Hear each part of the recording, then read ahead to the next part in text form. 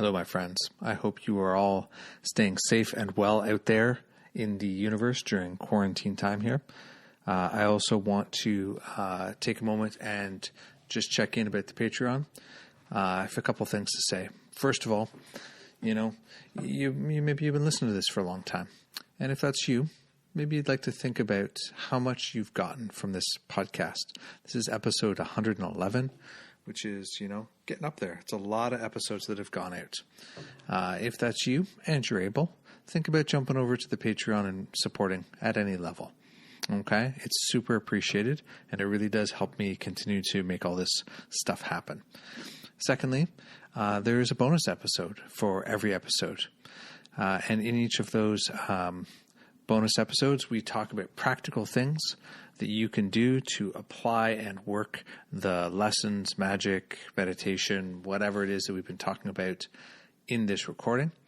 And finally, as of April, there is a Patreon group where we are going to be discussing episodes where maybe the guests themselves will be jumping in and hanging out some, and also where all sorts of extra bonus stuff like May 2nd's Learning How to Read Tarot Cards class will be free and available for anybody who is a member of the Patreon group.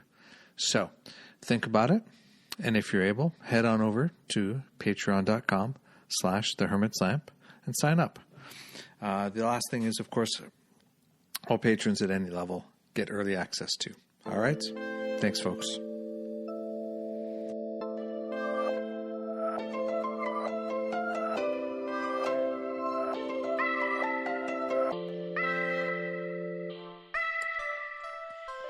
Welcome to another episode of the Hermit's Lamp podcast.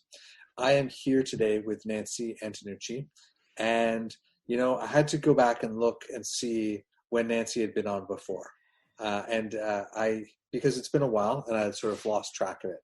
And it turns out that in fact Nancy was the first guest on the first episode of this podcast, which came out February 11th, 2011. So it's been quite some time. That we've known each other and obviously knew each other some before that. And Nancy was again on in 2014 for episode 18. But one of the things that I love about Nancy is Nancy's intense engagement in life and in experimentation, and my sense of Nancy is that they're always sort of open to trying new things and experimenting and sort of seeing where the spirit takes them. I think that during this time, and every time, let's be honest, but certainly during these times, that can just be so helpful. But I guess it's been a long time since you introduced yourself to the folks who listen to this. Who are you, Nancy? What are you all about? Oh, did you mean before quarantine or after quarantine? Yeah, this is and I love going by Nooch, so just throwing out there. And I am, thank you for that. That was such a beautiful description. I feel like I'm kind of a Quaker mover. That's how I actually see myself, as a Quaker mover. Like if spirit moves me, then do something, then move. Whether that, and a lot of times that is very physical. And the older I get, the need for embodiment's getting stronger and stronger to actually make it in my body. But I'm not a really good, and I used to have my first career and chapter in my life. I was a dancer, dance teacher, choreographer. And even then I used to teach people how to just move with the music and find their own style and be more fluid. And then my other colleagues would be the ones teaching the form, the tendus, the pliés, the practice of form. And then what I do is help them sing in the form. And I really think I just kind of did the same thing with tarot. I can teach form, but what I really am interested in is how you use tarot to just sing, to let it be a language with you that really merges with all of your being, including your body. which is Mm-hmm. something I'm avidly after right now. For sure. I think that embodiment is so helpful at this time, right? Mm. I think, I've been accessing various ways to sort of keep the emotional stuff from settling into my body and just keep it moving out, right? Just to, kind of keep that stuff moving forward, because I think that otherwise it's gonna, could easily settle in for the long haul, right? Totally. And growing up as with dancers and professional dancers, I did wonder the people that go to gyms almost maniacally. This is probably a great exercise for them to do the opposite, which is no, don't keep moving and sweating and not feeling anything. Like now you're going to probably have to sit in some emotions that are probably really good. I find this whole thing, here's a couple things that I've noticed for me, Andrew, is one is that like from 9 to 1, I have some pretty good focus then. Uh-huh. But around 1, it just is like this collective fog kind of rolls in. And I know it's not my fear. I actually named it one day. I went, that is not mine. That is, but that's the collective coming in. And sometimes it's fear, sometimes it's anxiety, it's a low chronic anxiety, not even pitching, and so then I have to do something physical. I have to stop. I get away from the screen, go walk my dog or do something, with the video, like some movement thing. And I realized, wow, now that's pretty fascinating that we're all connected to each other. And what I've really needed to focus on for my own sense of flow and well-being is that I just think Earth is happier now than she has been in a very long time. Like I actually feel like the way I felt when I was a kid, because Earth feels like no one's in her skies now, no one's in her waters, no one's fracking her. She's like taking a nice deep rest. And I think that she's starting to replenish some of us, not all of us, but some of us who, at heart, really, I'm a pagan. So it just, I remember one time I was listening to John Michael Greer, and he said the problem with being a pagan, he said, we're really the religion. We're a religion that can really take this next step because we actually do see Earth as our church. So he said, but are you willing to die for her? Are you willing, to put your body on the line for her? And not that he was asking, he wasn't thinking we should die, but that we're that committed, that we're that we would serve her that much, And I thought that was interesting because now we are dying, but it's like, but from a different stream. And I got to tell you, Andrew, and I know this is like, I have seen 5 future quarantines. So I don't know if maybe there's going to be a mini one in the fall, or we're just talking 5 for the rest, over the next 40 years. I'm not sure, but they're the message just came in really loud and clear to me one day and just said, you might want to really learn what you're doing right now and what works and what doesn't work, because it would help you in the future. Well, I definitely think that it behooves us to be ready for more, right? Yeah. How do we set ourselves up to be able to survive and hopefully even thrive during these times, right? And I think right. I think that's very, very complicated, right? I see a lot of people posting stuff like, I don't want to go back to the old normal. I want, whatever, right? Like, right. Better nature, basic income for everybody, more interconnectedness, less consumer, whatever it is, right? Right. And I think that this moment allows us perhaps the opportunity to make some shifts around things. And, absolutely. And I think that one of them is how do we as people, increase our resilience, right? So we can be ready for things that happen like this? And how do we as communities and cities and countries and whatever do the same for our people, and then finally what can we continue in the direction of when it comes to nature, right? Because I know a lot of the posts about that stuff have been there's some stuff where people have said things that just aren't true, right?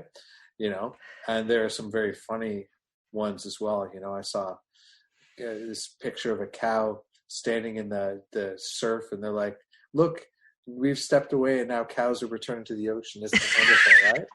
I remember that one. I thought that one really stuck out to me. I know, right?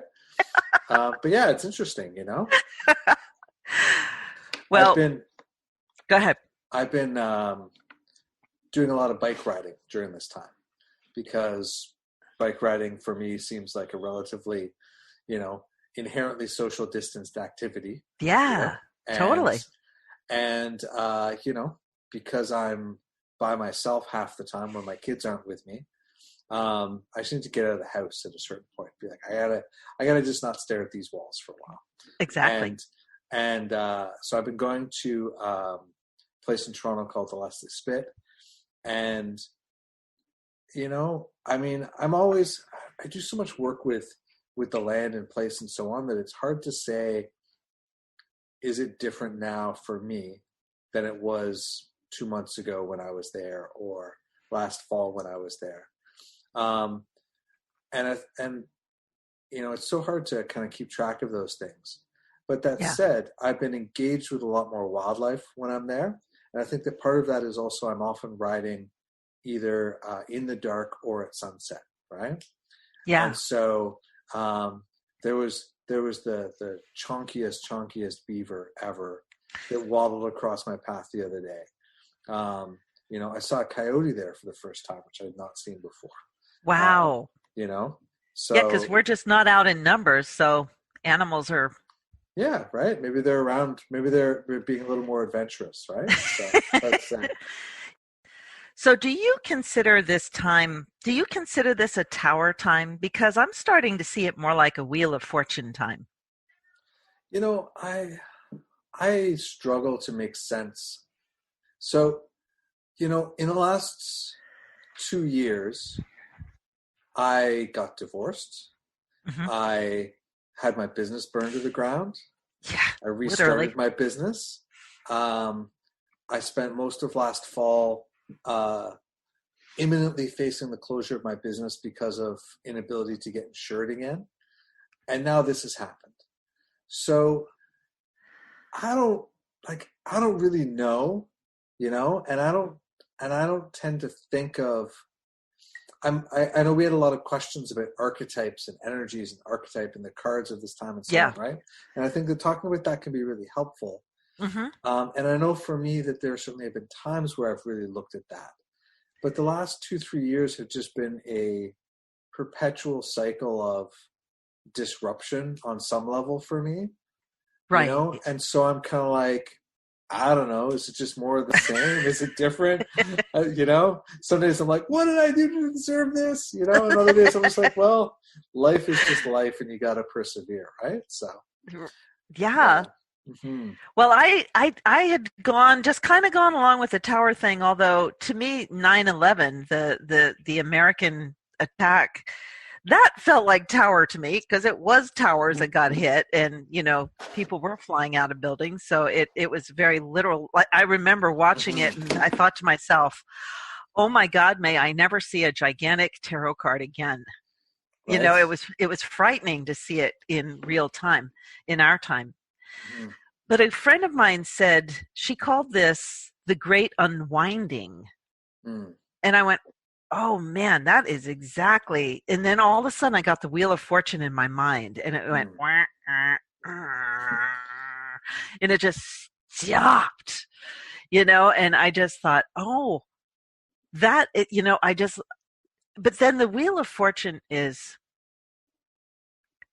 it is actually, to me, I tell students, but a lot, there are certain cards that you just really aren't going to get until you experience them. Mm-hmm. their theory. They're this lovely Mm-hmm. placeholder until you get into that landscape. And I'm actually starting to feel like, if I had to have a Wheel of Fortune experience, this would be it. Mm. That everything, the whole world just stopped. Mm. And Yeah. go ahead. I think for me, I feel like I see that for sure, right? And I think that yeah, somebody needs to go in there like the Tin Man and put some WD-40 on that thing and get it going again, right? Yeah. Or not, but Just don't inject it. right? But for me, I also think of it as kind of a what do you call it? Like a lover's moment, Like for me, especially being a sort of a Tarot de Marseille centered reader, right? The lover's card is one of ambiguity, right? And I think Totally. that this is, such a time of unbelievable uncertainty, right? It's Yeah. just so like, we think we're handling it. We think we know what's going on. In Canada, it looks like the numbers are headed in a good direction. It looks like maybe Right. we're going to get to start to make some changes from this sort of level of restriction we're at maybe over the next month, but it's really an unbelievable level of uncertainty for the foreseeable future, right? Because Right. are there eddies and flows? Are there second wave, third wave, whatever? Right. I was reading for a client today and I'm like, they were worried about their short-term finances. I'm like, I don't see that for you. What I see is what's the change in the economy that impacts your work a year from now, Exactly. And, so like there's this huge uncertainty about what this is going to look like. And we're not going to know until when, like in 1929, what did they think they knew, right? In 1930, what did they think they knew? And it's not really until you get to kind of the end of World War II that you can sort of, and then look back on that and see that influence of that whole, almost 20-year period, right? Yeah. So, Yeah. and I love hopefully it's that. not like that, but yeah. Yeah. No, but I do. Well, if it is a profound shift, again, if we can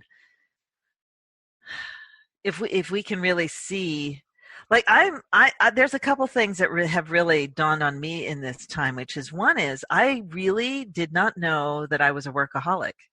Mm. I didn't know that. And Mm-hmm. but I grew up, my childhood home, we were alone together. Mm. And so I did not realize I recreated that in my own home. And so what I did for intimacy was work. So I was far more intimate with strangers than I was with the two people in my kitchen. Mm. So that was really, and I know a lot of people are thinking about work and what am I going to do? And of course, that old capitalistic thing comes in and goes, oh, I have all this time now. I should be doing this, this, this, and this. And I realized, no, you know what? I need to clean my act up is what I need to do. Like, I need to be like kind of open to a new way of being instead of the way I was trained. I also have just really enjoyed, for some reason, not cooking or baking under pressure. I didn't realize how big a deal that was, but it's like, before, I remember how stressed I'd get in cutting carrots because it's like I have 20 minutes to make dinner before my client, and now it's like, like what song am I going to listen to while I cut my carrot? And I've been going to Traffic a lot, by the way. I've been really dipping in deep to old 60s music. Nice. My record collection has definitely been increasing during this time. Oh, so, totally. Yeah. Mm-hmm. Yeah, I think it's interesting, I find myself more settled into the situation now, for sure. But my life is not, I don't feel that settled in is more comes from a resignation and an acceptance of it than anything else, right? Because I've been kind of like fighting that fight that you're talking about for a long time, right? Like when the shop burned down last year, I was like, all right, so I had like 2-year goals to adjust my workload in certain directions. Yeah. And so I'm going to start that now, considering I'm rebooting from nothing, right? And so there's been a lot of that going on for a while for me. Yeah. And you know, what's really been the challenge for me has just been this sort of, you know, baseline of sort of being a solo person household, you know? So it's full-time solo parents for half the week with all of that, which is not relaxing, you know? I mean, sometimes relaxing, but not relaxing, you know? Right. And then trying to float in the rest of the stuff around that.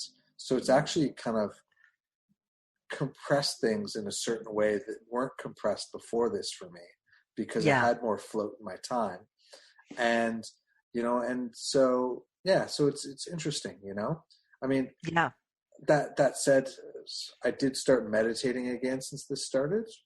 It had been on my radar for a while, and I just was like, well, I'm going to need to up my coping skills. So I'm going to turn to that, you know? Absolutely. You know, but it's like, yeah, it's interesting. So I think it's one of those things about this time too, right? Everybody's in different situations, right? You know, like everybody's circumstances is very, very different, right? Like, who do you live with? How is that situation? Do you live with anyone? Are you, you know, separated by quarantine from the people that you would like to be with, you know? All those kinds of things, right? Like, do you have any cash net, or are you actually kind of like getting nervous about eating? Yeah. You know, that, you know, it's, our food lines are really getting pretty phenomenal here. Yeah. Yeah, it's interesting. I went to the grocery store not too long after they opened today, and there was no line. But last week when I was there in the afternoon, it took 25 minutes to get into the store, you know? So yeah. And I was just, with a little bit of reading that I am doing about what later might look like, is there's such a big disturbance in our food line right now that we will feel that next winter and spring in terms of just meats and beans for some reason. You know, so those things might be really, that might be a real, and I got to tell you, it's really hard for a lot of Americans, not some, but a lot, to not be able to get something, you know, so that consumer is, I just pray for that. I honestly pray that we become way less consumer and way bigger citizen. Do you think it's going to happen? You know, I mean, I'm not. Well, in America, it could ricochet. So it could ricochet. You know, it could ricochet like the Roaring '20s. You know, like it could be people going to the other extreme. Right.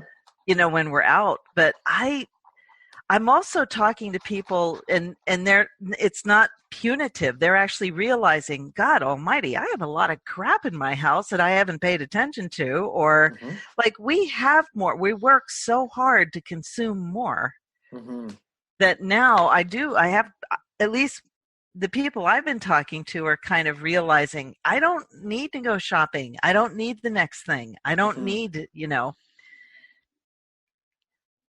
They still want their haircut, but you know, but other than that, you know, it's like, but then women were getting their hair done during World War II, though. I mean, when, you know, seriously, that was still happening, you know, so it's, you know, I guess a girl's got to do what a girl's got to do, bottom line, but you know. I already enlisted my 10-year-old to cut my hair, so, you know, I'm yeah. Well, thank God, I was actually thinking of growing mine out anyhow. So, you know, there we go. Let's do it. So I'm curious about, you know, you're talking about the stuff you're receiving around this. And to be honest, I actually don't divine around this at all myself, right? I'm just like, I went to my elder and got a reading within my religious tradition. And that, for me, that's my guiding principle. And I'm just leaving the rest of it alone, you know? But I'm curious for you, how are these things coming to you? Are they coming while you're with the cards? Are you meditating? Are you dancing and moving around, and you know that spirit comes down and you come back to your senses and you're like, oh my God, there's a message written on my hand. You know, what's going on? As long as it's not on my forehead. Right? No, usually actually meditation. Mm-hmm. So after a meditation, actually though, the only real divination I got was that 5 quarantine thing. And this may be, I'm not actually even sure if they meant 5 more or if this was a series of 5. This was part of 5, but that came flying in, and I was actually just washing dishes doing that. I didn't even ask for that. That just came in and just boink, but if I really want to open myself up for messages, it would be during meditation when I'm working with my my spirit teacher. That's when it would happen. It's usually very personal, like they're just trying to help me navigate, but every once in a while I'll get a far bigger picture. I don't really ask, I just leave myself open. Right. So you just kind of, if it comes, it comes, and if it doesn't, it doesn't. Right. Like I said, Quaker. I'm a Quaker. Right. I'm a Quaker pagan. How did you come to be a Quaker pagan? How did you put that a Quaker together? pagan? Well, it all started with Catholic, so grow up Catholic, you are surrounded by incense and theater and grandeur and black and white, evil, good, shame. It just had all the makings of good theater. And I still really have a very close affinity to Jesus. I just got rid of his family because I just divorced the rest of them.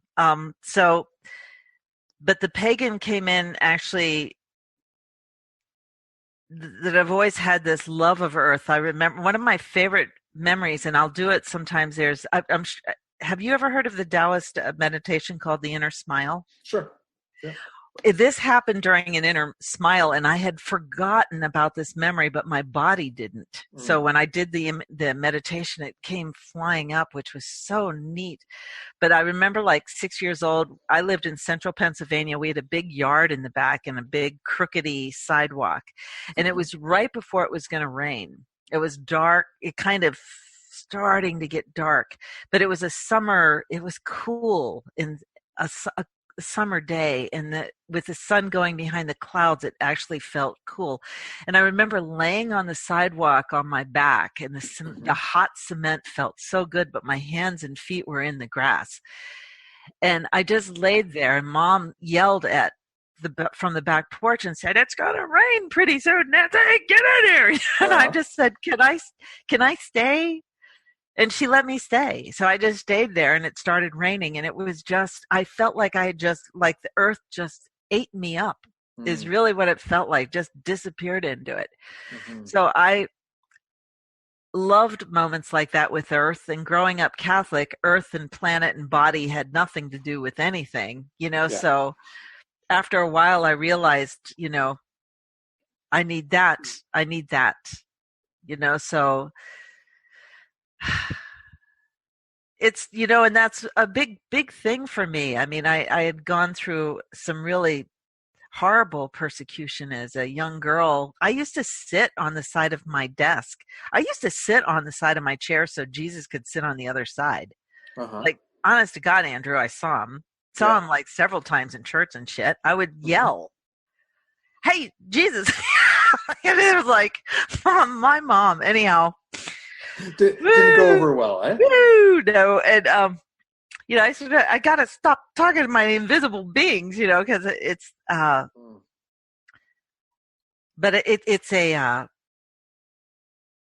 it's kind of my vision or my mission. If you say mission, it's more like my vision to help people really embrace whatever divinity or non-divinity they want to embrace, because that persecution when I was that young, and it got pretty brutal, not physical but very mental. That mental persecution meant that I would offer religious freedom and spiritual freedom to whomever and whenever that could come up. Right. So as a reader, I have a wide variety. Buddhists, Catholics. I love how people approach divinity Mm-hmm. or not. Like Mm-hmm. actually for people under 40, I just automatically do not mention God or goddess. I just don't even bring it into the conversation, Mm-hmm. because they have a very different way of looking at the world. And divinity and naming divinity, at least my experience with the peeps I've been reading for, it's like that's not a high priority. Mm-hmm. Giving them faces, Mm-hmm. I remember, I still, will never forget my son when he was about 7 came up to me and he said, Mom, I'm just not going to get into this invisible giant shit. Uh-huh. Or, well, he didn't say shit, but he said no. And So you I say thought, what a liberal parent you are. what? And beep, beep, beep. And the first, what struck me weird about that statement, though, was giant. Right? I It's went, like, it's not giant. I just left him half my chair. It didn't need to be giant. yeah, I know. But I did think, yeah, but a Krishna, I never would think Krishna would be 2 inches tall. I mean, I kind of assume he's going to be a little bigger than me. Right. So funny. Mm-hmm. And I said to him, hey, if you believe in love and if you act in love or if you have your own code of love, we're good. That's it, man. That's it. So just there you go. You're set. Yeah. Yeah, I always find it fascinating. I love hearing what other people are spiritually up to or religiously up to, because it's always so interesting to me to hear people's ideas, people's language, and so on, Oh, totally. And, and as somebody who practices a really fundamental, like I've become really traditional over time, right? Yeah. My Orisha lineage and my Orisha tradition is very traditional, very orthodox, very structured, and so on. And, it's so, I remember not being this way, but I no longer remember what that's like, So Yeah, even when totally. I'm, in the woods and speaking to, one of the Orishas who lives there, the other day I brought some offerings and so on, and traditional prayers, traditional Lakumi invocations and all that's, it's all very, very structured, right? It's just like, yeah. And the stuff that comes from that, there's lots of organic stuff that comes from that, but it doesn't usually come without the structure, which is why I'm so curious about, for you, it's like, oh, it just comes in while I'm doing dishes. It's like, never happens for me that way, right? I do. Rarely, I do crave that structure sometimes, though. Just that, and was even playing with the idea of Vespers, so trying to do Vespers at certain times or just trying to add the prayers. But it always really, Andrew, it just always comes back to my body. It just does. My body is my church. And if I can go in it, if I can allow her to move in the way she wants to move, if I can really listen to my heart and how it wants to be in my body and not just my mind, that's the temple that I'm fascinated by. So I mean, I feel like this is, a great time to sort of center Adam's question here, right? Yeah. What's this relationship between divination and art, which, as I understand for you, is primarily about movement, What is the relationship between those things? The two, and by the by, and I didn't even mention this to you, but I'm actually writing a new book, and it's going to be about tarot rituals. Nice. And I actually faced this head on. So when Adam asked it, I went, okay, yeah, I can't wait to get this book out. I'm only halfway through though, which is, to me, both divination and specifically tarot and theater. One of the first things that really needs to happen is God, I wrote it down so that I didn't mess this phrase up because I love this phrase, is the suspension of disbelief. So you're sitting there waiting for the curtain to open, and usually one of the first things that would happen is lights would turn off, and then the curtains open. And I do think that's actually the same thing with divination. There's with creating sacred time or going into that space, you're saying, I am spirit having a human experience. We're in spirit time. It is different.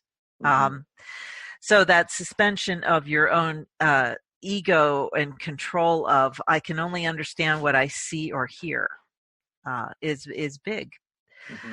And it's a pretend reality. It is. We're going to watch a whole show in theater now, which is a pretend story. Even if it's a story about something that really happened, it's still pretend because they're doing it, now. So, and I think the same thing with tarot. It's a pretend story. But I don't actually minimize pretend. I think pretend is very powerful. Because I would have clients when I first was a young teacher starting out, people all the time would say, well, wait a minute, what's the difference between this and just pretending? And I said, oh no, pretending's the first step. First you pretend, then you walk down that aisle all the way. There's a lot of doorways in that corridor, so pretend is one of them. And when I mean pretend, I think that automatically for a lot of us, except for people that are really just not going to come here no matter what you say, is you kind of go, oh, well, then I guess it doesn't matter. And that's when your ego, to me, that's when my ego and my consciousness goes, well, then screw it. I'm not going to mess with this. And it's like, thank you. Go sit in the corner, please. So the rest of us can play, or move or do what we need to do. Also, with the tarot, is just their stories. It's all about stories, isn't it? And each card is a story. It's its own set. It has its own actors. It has its costumes. It has its colors or its symbols or its words. And that's theater. That is theater. So I think that. And in fact, Andrew, I tell people all the time, listen, if you really want to hide magic, just do art. Right. Because 3/4 of the people are going to see it as entertainment or something interesting to think about. And 1/4 of them are going to go, ow, I really felt the energy of that. I got that. That was, whether you call that shamanic or not, it doesn't matter to me. It's like, if my energy can shift your energy, that's magic. So I guess I'm curious about what's the difference between experiences that emerge from our unconscious or from our visions and so on, and how do you differentiate, if you do, between those kind of creative processes that can be deeply insightful and the presence of these spirit beings that are external to us? Or do you differentiate between them? That's a great question. I would probably have to say I don't. I don't differentiate. For years now, if people have been asking me what my religion is, because if I get a client who's like, okay, but where are you really coming from with all this? Which I think is a good question. I actually think that would be really helpful to ask your reader. What do they believe in? So you know what their filter is.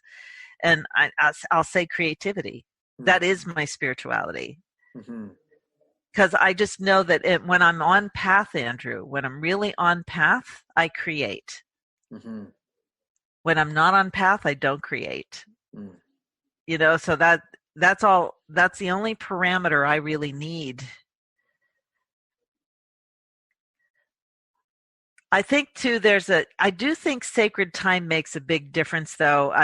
If I were just to dance or just move to really good music, I don't always create sacred space first. And even though there's profound insights, that is kind of me creating. There's a difference when I create sacred space. When I open space, then I am trusting that I'm channeling other spirits or a bigger spirit like magician. Yeah, you set up the space in a way to create the outcome that you want, right? Right. Right. If I just need to loosen up or just move through myself and just see what my body needs to tell me, I don't always create sacred space. But if I do want, if I really want to reach out, or if I ask for blessings, like I'll ask Goddess to bless me in something, or help me if I'm too scared to do something, then I'll create sacred space. Mm-hmm.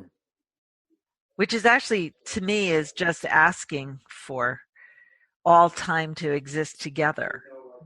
To me, just sacred. That, huh? It's just that simple for me. It's just past, present, and future all together. Mm-hmm.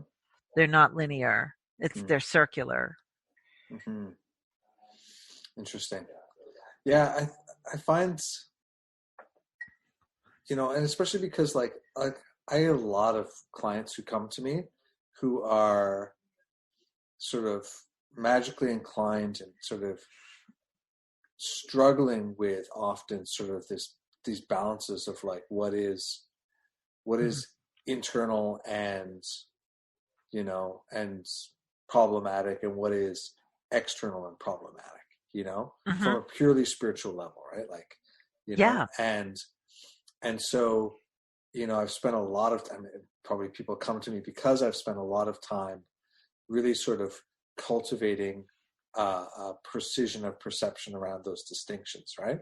And so, I feel a bit like you and I are at like far ends of a spectrum here, which is always fascinating to me, right?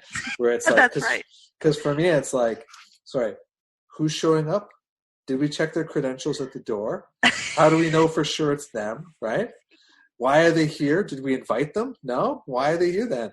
They didn't get the invite. They're not coming to the, so on and so on. And right? I'll just go, love. Yeah. No, exactly. Are you here? That you must be, because there is some love influence. One time, Andrew, I heard myself in this story so much that there were an old Buddhist story where, the monk would walk. If he even went, the headmaster, the Sifu, if he went into the woods, he would still carry his block. And that this is a block that he would, ink students that, finally when they got to a certain level, and not all of them would, even with a lot of study, but, he would mark them or mark their hands that they are now, at a certain level. But he would bring this block, even if he took a walk in the woods, because if some madman walked in and just looked at him, he would know if... The right way, yeah. Yeah, it's like, oh, okay, I'll just stamp you, even though you didn't do the training. Mm-hmm. And it's not... Well, I am an Aries, so I do have an ego the size of a mountain. But see, we like that. Aries love our ego. We are like, oh, we love being here. This is all mine. It's like we are the babies of the zodiac. So we have a big ego. But I do think I have gotten some of the most amazing things in my life just by stumbling into it and just trusting that I should be there. Mm-hmm. That a lot of doors open for me that way. Mm-hmm. Yeah. That's why I feel like a lot of us, especially with the spirituality, it has to be a certain thing that I'm doing. Now, you are a very dedicated priest. I mean, you have thrown yourself fully into commitment here. I'm talking more about the people that are just kind of like on a boat trying to figure out where their spirituality is, if anywhere. And I'll just say, there's no level of perfection. You just need to, to commit to being on the path, and then the path will emerge more and more for you. Yeah, for sure. I think, I wrote this down for somebody a long time ago, and it comes back in moments like this. People like, I remember like having this conversation with somebody about like their true will and their destiny and, like all this kind of stuff. And I'm like, listen, only the road knows which star is yours. So just start walking on the road, and eventually the road will tell you and you'll figure it out. I love that. And, because I think that, like it doesn't start with commitment, nor is commitment necessary for many people in its way, right? Although I would go so far as to say you're deeply committed, just in a different direction, right? Right. I think it's fascinating. I'm always so curious about these these Well, kinds of ideas. this tarot ritual book that I'm writing is a little scary in that the first book I wrote just was the things that I teach about tarot, Yeah. a very intuitive approach to tarot. And I knew they were tried and true. I taught these things for 30 years. This was the other thing that was happening for 30 years, was just the way that I do rituals and how I bring tarot into my everyday life and into other people's lives. So this one feels way more vulnerable because it there's a nakedness with it is the best way I can describe it. And which I am loving now, but before the book can go out into the world, I'm going to need some kind of ritual where I'm just going to call it the thick skin ritual. Nope, this isn't the way a lot of magicians work, so this is a different way of working here. So I'm reminded of the saying from my childhood, I'm rubber, you're glue. Whatever you say bounces off of me, it sticks to you. It's you. It's a perfect I'm going to word, really right? need that. For sure. Yeah, it's so funny. Or you never know. Maybe you won't, right? Maybe people will just welcome it and be like, the right people will just welcome it. That's true. And when my first book went out, I was thinking, oh God, I need to learn about marketing. I need to do this. I need to do that. And the best advice I got was, Nancy, your book has its own magic. It will go to the people that need it. So you have to trust that. And then you also have to coax that, but you're not leading it. You're supporting it.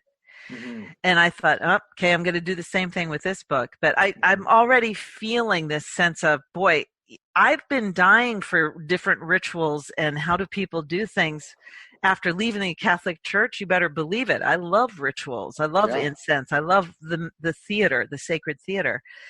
But to me, it's been very masculine. It's been the Rider-Waite, or it felt really, wherever I went, it just was all the same rules and everything, except everyone's standing instead of sitting in pews. Right.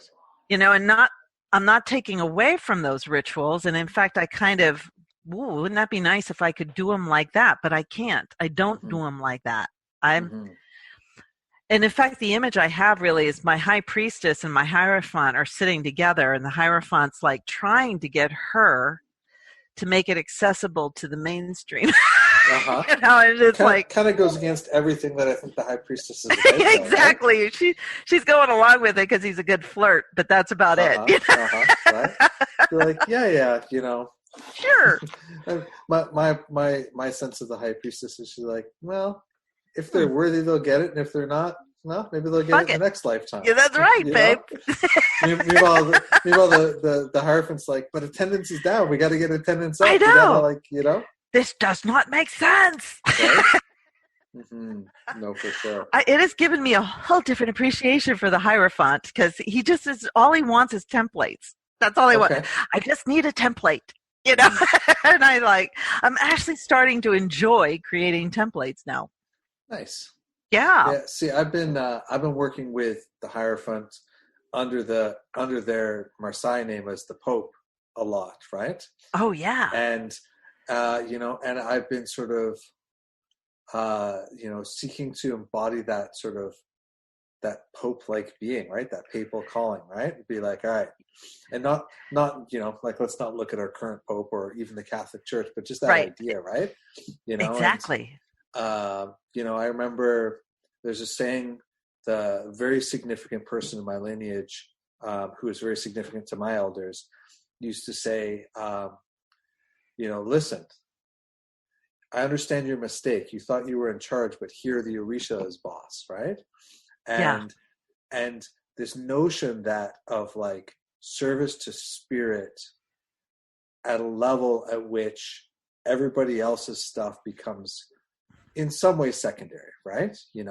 That spirit dictates those things, and kind of that's been moving both, because I do have sort of two lines. There's my personal religious practice, which is very specific and very rarely crosses over into my professional life because, It's just a different track, right?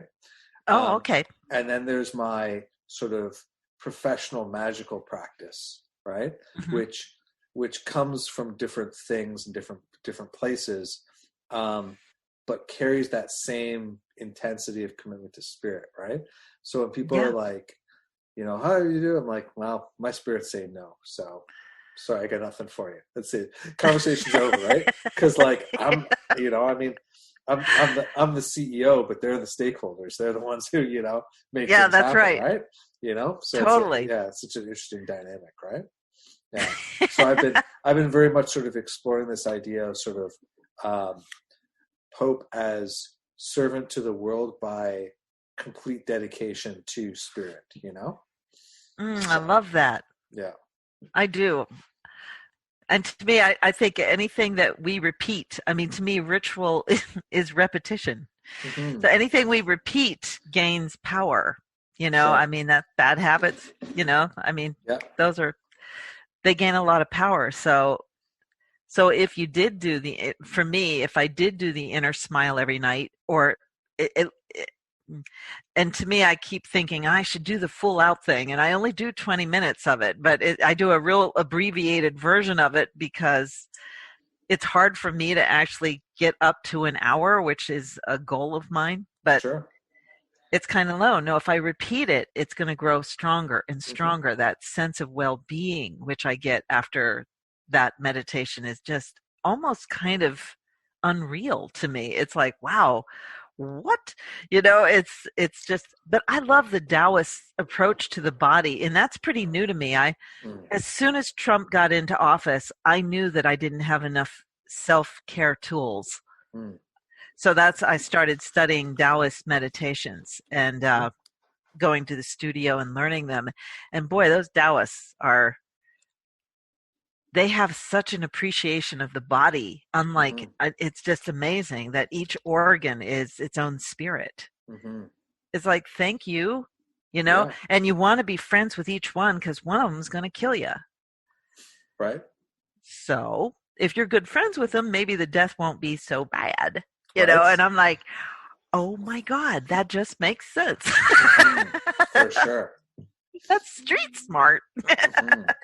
Yeah, I think being in good terms with death is a good idea, for exactly those reasons, right? Yeah. Mm-hmm. So I'm looking over the list of questions here because there are quite a lot of questions.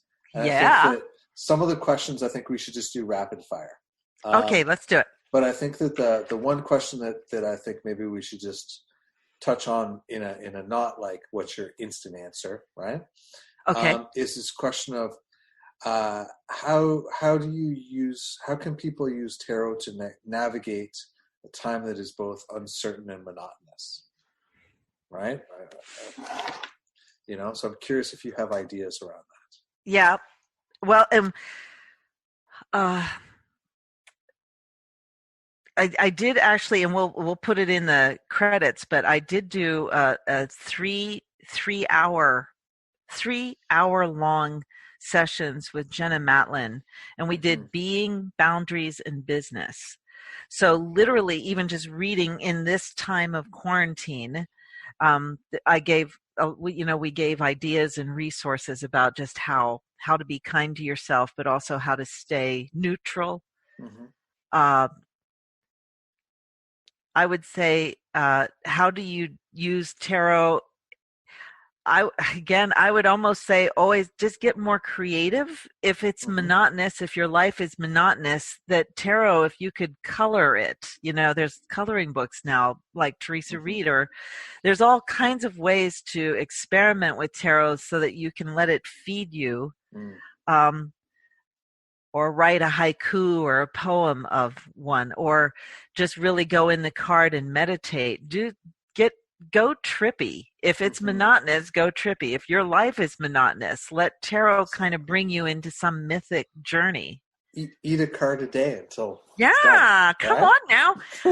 Oh my God, one of my favorite tarot experiences, I read for a woman's horse who was really having a hard time, and then we find out that the horse was taken away from its mother too soon. Okay. And I had an old Morgan Greer, a spare deck, so I took out the card that was, to help the horse, and I said, just put it near in its stall. Well, she put it by its food bowl, and it ate the card.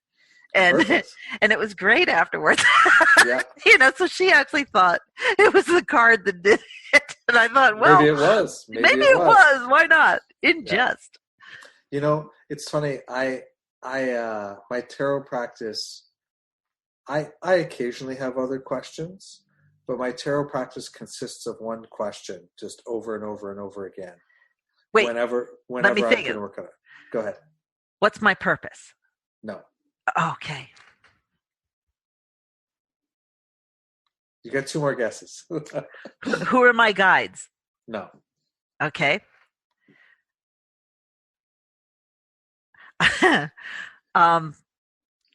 What would be, okay, why am I here? What am I doing? Who's helping me? And then the big one is like, who will I love? Nope. It's none of those things. None of those things. None what? of those things. What? Love. I already leave. I either know that, or I leave it up to exploration. Uh-huh. But the question that I ask is, what do I need to know in order to show up fully today? That's the only question I ever ask on any regular basis. I thought you meant what they ask you. Oh, no. Yeah, what I ask the cards. And totally. My personal divination practice is in a sense intensely monotonous because it's always the same question, and then that process goes through a whole set of filters. Speaking with my ancestors, speaking with the cards. Sometimes it's very poetic, sometimes it's very artistic, sometimes it's very literal, sometimes it's just like, shut up and go for a walk, dude. Yeah. And so for me, I think that this question of like, how do we wrangle these times? To me, it's the same as every other time. The question remains the same. What do I need to do to show up fully? The answer might be radically different during a time like this, but the question remains the same, Oh, I love it. Mm-hmm. I love it. All right, let's hit these rapid fire ones. Are you ready? Okay. Yes. All right. So, and these, I think, all come from Sarah Berry. So we're going to truncate them because she asks a lot of why, and I think that we're going to leave the longer explanations up to people to interpret themselves. But okay. All right, you ready? First question. I have quick whys. So okay, you can be. I actually wrote these down. All right. So, if there's only one type of tree that you could hug for the rest of your life, which tree would it be? And I would say it would be a rowan tree, any rowan tree, because when I was in Scotland, the only time I opened myself up to divination in Scotland was when I held this rowan tree, and it told me to remember that I was a white witch. And so I've fallen in love with rowan trees. Lovely. Yes. If there's only one image you could draw in chalk on the pavement for the rest of your life, what would it be? Mountains, because they're easy to draw. Perfect. And I love mountains. And I love mountains. Yeah. So I bring them wherever I go. Uh-huh. Which major arcana archetype would you fight alongside in a battle? God, isn't that a great question? And I got the World card by Arnel Anando's Lucky Pack. And it's like she's like a Frida Kahlo character sitting there with a little Charlie Chaplin about dictators. So it's kind of against dictatorship. So I would join forces with her. Freedom forever. Yeah. Yeah. If you were to lovingly devote yourself to only one tarot card for this year, which one would it be? And it's major and minor. And I said Wheel of Fortune because I just went into my Wheel of Fortune cycle. So I'm totally into it. And I love Journey into Egypt's Wheel of Fortune because it's the zodiac of in Egypt, and it's this beautiful blue. So it feels great. And then the minor would be Eight of Swords from the Morgan Greer, because I'm learning so much about how to undo that. So I should devote myself to it all year. I like it. Yeah. Mm-hmm. Well, thank you for being on today. Absolutely. Where do people find you? At www.betweenworlds.us. Nice. Yeah. Andrew, this has always been fun to talk to you. So fun. I have actually loved watching you grow into your priest, though. I can even feel it. Even if we don't talk much, I can feel you shifting. Well, thank you. Yeah. It's an honor. All right. Well, nice chatting with you. And, all right, sweetie. Yeah. Go follow along and check out that thing. There'll be links in the show for the Jenna Maitland crossover piece. Yeah. All right, my friends, that's another one all wrapped up and ready to go. If you are a Patreon supporter, or if you're becoming a Patreon supporter, don't forget to head over to the Patreon webpage there, log in, and check out the bonus episode. And as always, I thank you for listening. I certainly appreciate you spreading the word. Give the episode a share. Talk about it in your social circles.